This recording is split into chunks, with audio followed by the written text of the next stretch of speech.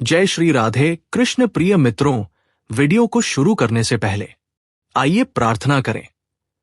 हे कृष्ण, जो भी भक्त आज इस अमृत वाणी को सुन रहा है, उनके जीवन में आपकी कृपा सदा बनी रहे और उनके सभी कष्ट दूर हो।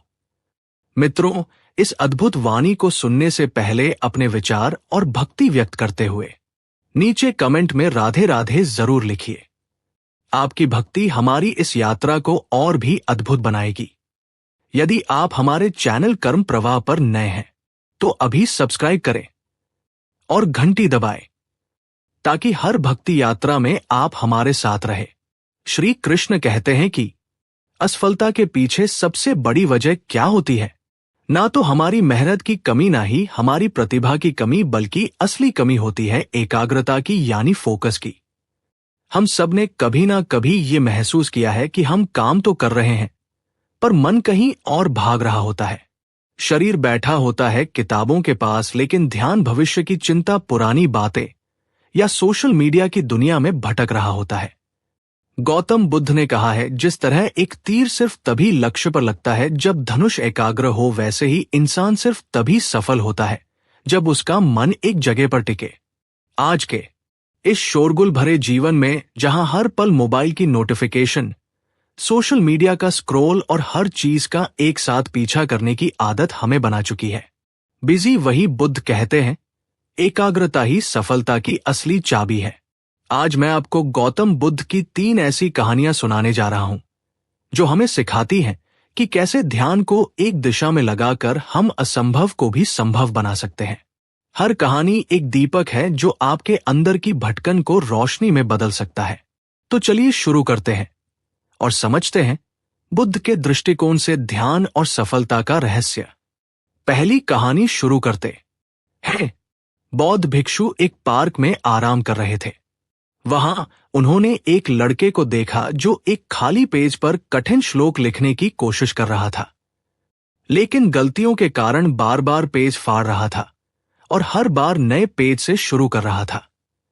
कुछ समय बाद लड़के का ध्यान बौद्ध भिक्षु पर गया तो लड़का तुरंत उनके पास गया और प्रणाम करके कहा, महात्मा, मैं पिछले 3 घंटे से इस श्लोक को सही से लिखने की कोशिश कर रहा हूं, लेकिन हर बार कोई ना कोई गलती हो जाती है जिससे मुझे शुरू से शुरुआत करनी पड़ती है।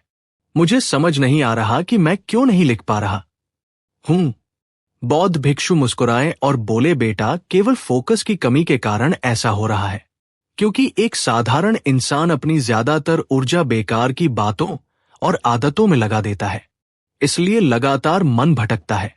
ध्यान से काम करने का मतलब है अपनी पूरी ऊर्जा एक जगह पर लगा देना, और जब बार बार तुम ऐसा करोगे तो मन इसके लिए तैयार हो जाएगा और फिर गलती नहीं दोहराएगा।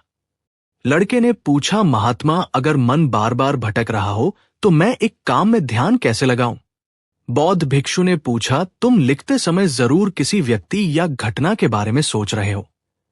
लड़के ने कहा, हाँ महात्मा जी, आज छुट्टी के दिन सबको बाहर खेलने का समय मिलता है, लेकिन मुझे ये काम पूरा करना है, शायद इसलिए मैं ठीक से फोकस नहीं कर पा रहा। बौद्ध भिक्षु ने कहा, ठीक है, अब इन सरल तरीकों को समझो, फिर तुम अपने काम को मन लगाकर कर सकोगे। लगातार गहरी सांस लो। बौद्ध भिक्षु ने कहा, जब भी तुम्हारा मन भटके तो 5 गहरी सांसें लो और अपना ध्यान काम और खेल दोनों से हटाकर अपनी सांसों पर लेकर आओ। जितना तुम अपनी सांसों को देखोगे उतना ही तुम्हारा मन शांत होने लगेगा। काम को महसूस करो।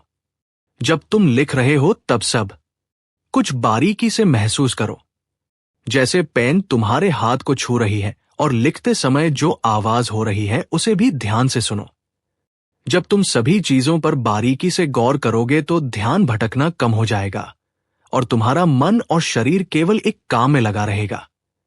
तुम्हारा ध्यान काम पर इतना केंद्रित हो जाएगा कि तुम्हें समय का पता भी नहीं चलेगा।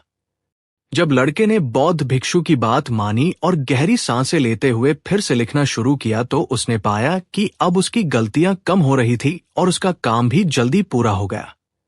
उसने बौद्ध भिक्षु को धन्यवाद कहा। इस पर बौद्ध भिक्षु ने मुस्कुराते हुए कहा, याद रखो, जब मन और इंद्रियां एक काम में लग जाती है तो ध्यान गहरा हो जाता है और यही सच्ची सफलता है। दूसरी कहानी। एक दिन एक युवक बौद्ध भिक्षु के पास पहुंचा। युवक के चेहरे पर परेशानी और हताशा साफ झलक रही थी। उसने बौद्ध भिक्षु से कहा कि गुरुवर, मैं बहुत समय से परीक्षा की तैयारी कर रहा हूं। कई बार कोशिश की लेकिन हर बार असफल हो जाता हूं। मुझे समझ नहीं आ रहा कि मुझसे कहां गलती हो रही है। बौद्ध भिक्षु ने उसकी बात ध्यान से सुनी, फिर पूछा, क्या तुम सच में परीक्षा पास करना चाहते हो? युवक ने कहा, हां गुरुवर, मैं बहुत मेहनत करने के लिए तैयार हूं। बस मुझे ये बता दीजिए कि मुझे क्या करना होगा। बौद्ध भिक्षु उसे अपने साथ एक खाली जगह पर ले गए जहां एक पुरानी मोमबत्ती और माचिस रखी थी। उन्होंने युवक को एक मोमबत्ती दी और कहा, इस मोमबत्ती को जलाकर यहां से थोड़ी दूरी पर खड़े उस पेड़ तक ले जाओ, लेकिन ध्यान रहे कि मोमबत्ती बुझनी नहीं चाहिए। बौद्ध भिक्षु ये कहकर वहां से चले गए। युवक ने माचिस से मोमबत्ती जलाई और धीरे धीरे मोमबत्ती लेकर पेड़ की ओर बढ़ने लगा। रास्ते में हल्की सी हवा चली जिससे मोमबत्ती की लौ हिलने लगी। युवक ने उसे बचाने की पूरी कोशिश की लेकिन मोमबत्ती बुझ गई। युवक वापस आया, मोमबत्ती फिर से जलाई और फिर से चल पड़ा। युवक ने यह प्रक्रिया कई बार दोहराई, लेकिन हर बार हवा का हल्का झोंका मोमबत्ती की लौ को बुझा देता। आखिर में थका हुआ युवक हाथ में बुझी हुई मोमबत्ती पकड़े वापस चला आया और निराश होकर बोला, गुरुवर, मैं इसमें भी असफल रहा। बौद्ध भिक्षु ने युवक से मुस्कुराते हुए कहा, क्यों? तुम्हें बस मोमबत्ती जलाकर थोड़ी दूर ही तो चलना था। युवक ने धीरे से कहा, गुरुवर, मैंने कोशिश तो की, लेकिन हवा के कारण लौ बार बार बुझ जाती। बौद्ध भिक्षु ने कहा, यही तो तुम्हें समझना है कि तुम्हारा मन भी इस मोमबत्ती की लौ की तरह है और चारों तरफ की हवा ध्यान भटकाने वाली आदत है। जब तक तुम इन आदतों को वश में नहीं करोगे, तब तक ध्यान की लौ बुझती रहेगी। ऐसे ही जब तक तुम अपने लक्ष्य पर पूरी तरह ध्यान केंद्रित नहीं होगे, तब तक तुम अपनी मंजिल तक नहीं पहुंच पाओगे। इसलिए मन को एकाग्र करो और जो काम करो उसमें पूरी तरह डूब जाओ। तुम्हारे प्रयास जरूर सफल होंगे। और याद रखो, सभी तरह के ज्ञान का मूल तत्व ध्यान है। इसलिए कुछ भी करने के लिए तुम्हें एक जगह ध्यान लगाना तो सीखना ही होगा। तुम जैसी आदत डालोगे वैसा ही मन होता जाएगा। इसलिए छोटे से छोटा काम भी ध्यान लगाकर करो। ऐसा करने से मन का स्वभाव बदल जाएगा, फिर तुम्हें सफलता जरूर मिलेगी। तीसरी कहानी, एक युवक ने बौद्ध भिक्षु से पूछा कि मन में आ रहे विचारों को कैसे छोड़ते हैं। बौद्ध भिक्षु ने युवक से कहा, बताऊंगा, लेकिन उससे पहले तुमको एक परीक्षा देनी है। फिर एक गिलास पानी को पूरा भरकर बौद्ध भिक्षु ने युवक के हाथ में पकड़ा दिया और कहा, पानी की एक बूंद गिराए बिना इसे पकड़कर खड़े रहो। युवक ने कहा, यह तो आसान है, और गिलास संभाल लिया। शुरू में सब ठीक था, लेकिन थोड़ी देर बाद ही उसके मन में संदेह उठने लगे। इससे क्या फर्क पड़ेगा? आखिर कितनी देर तक मुझे ऐसे पकड़े रहने होगा? जैसे जैसे ये विचार आने लगे, उसका ध्यान भटकने लगा और गिलास से पानी छलकने लगा। अंत में बौद्ध भिक्षु ने कहा, बेटा, जब तक तुम्हारा मन शांत था तब तक पानी नहीं गिरा, लेकिन जैसे ही तुम्हारे मन में विचार आने लगे तो पानी बाहर गिरने लगा। उन्होंने आगे समझाया, जैसे गर्म लोहे पर हथौड़े की चोट उसे नया रूप देती है, वैसे ही तुम्हारे विचार व्यक्तित्व को और मन को आकार देते हैं। तुम्हारा मन भी गिलास में पानी की तरह है जिसे आसानी से विचलित किया जा सकता है। अगर तुम पानी यानी मन को स्थिर रखना चाहते हो तो पहले सभी विचारों को स्थिर करना सीखना होगा। अब तुम एक काम करो, इस गिलास को फिर से पकड़ो और अपना ध्यान अपनी सांसों पर ले आओ। अपनी सांस को पेट और सीने में आते जाते महसूस करो। हाथ में होने वाले दर्द और असहजता को जाने दो। मन में जो विचार आ रहे हैं उन्हें बहने दो।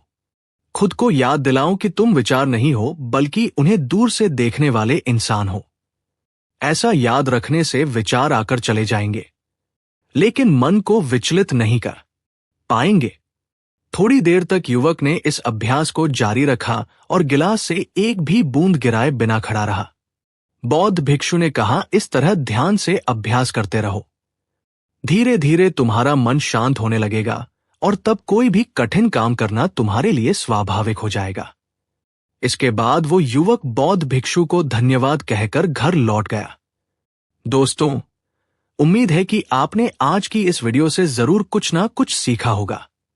तो इस वीडियो को लाइक और अपने दोस्तों के साथ शेयर करना ना भूलें। हमें ऐसे ही सपोर्ट करने के लिए चैनल को सब्सक्राइब और घंटी बटन को जरूर दबा दें। तो चलिए मिलते हैं एक और वीडियो में। तब तक के लिए अपना ख्याल रखें। धन्यवाद।